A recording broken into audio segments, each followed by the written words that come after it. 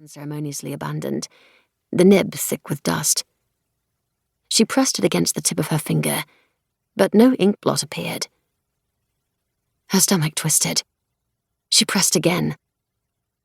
The boy behind her shifted his weight, the old wood under him groaning, and Effy put the pen in her mouth and sucked until she tasted the metallic bite of ink. "For saint's sakes," the boy snapped. Hurriedly, she scrawled the address on the back of her hand and dropped the pen into her bag. She tore away from the wall and the poster and the boy before he could do or say anything more.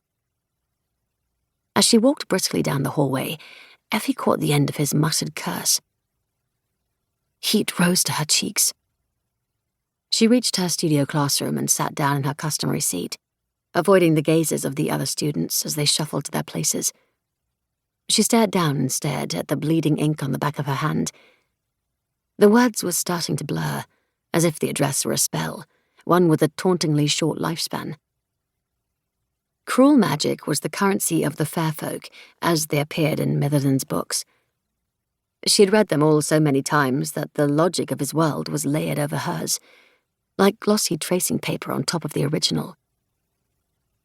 Effy focused on the words, committing them to memory before the ink could run beyond legibility. If she squinted until her eyes watered, she could almost forget the boy's whispered slur. But her mind slipped away from her, running through all the reasons he might have scoffed and sneered at her. 1, she was the only female student at the architecture college. Even if the boy had never so much as glimpsed her in the halls before, certainly he had seen her name on the exam results, and then, later, on the college roster in the lobby.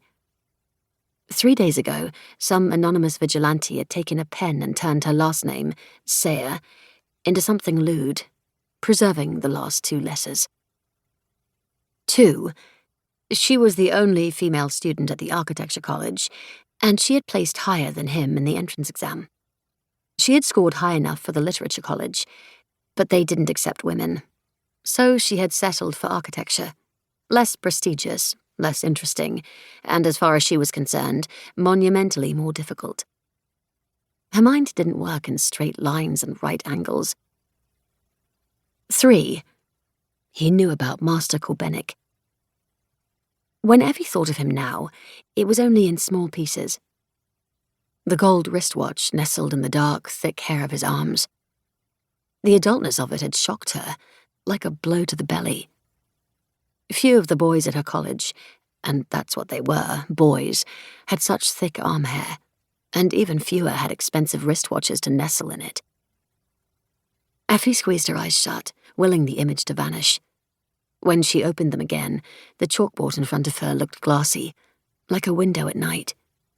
She could picture 1,000 blurry, half-seen things behind it. Her studio professor, Master Parry, was running through his usual introduction, only in Argantian. It was a new policy at the university, instituted only at the start of her first term, 6 weeks ago. Officially, it was out of respect for the university's few Argantian students, but unofficially, it was out of a sort of preemptive fear. If Argant won the war, would they impress their language upon all of Lear?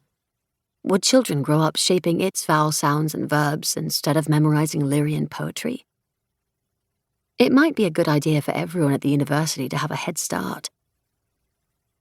But even when Master Parry lapsed back into Lyrian, Effy's mind was still turning, like a dog unable to settle itself down to sleep. Master Parry wanted 2 cross-sections finished by the end of class. She had chosen to do a redesign of the Sleeper Museum.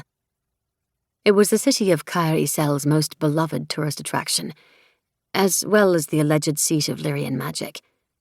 There, the 7 storytellers slept in their glass coffins, silently warding Lear against threats, and, according to some, waiting for the country's bleakest moment to rise again and protect their homeland. It was either provincial superstition or gospel truth, depending on who you asked.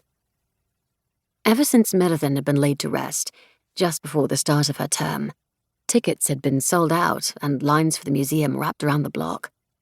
Effy had tried 3 times to visit, waiting for hours, only to be turned away at the ticket booth. So she had simply had to imagine how the storytellers would look, penciling.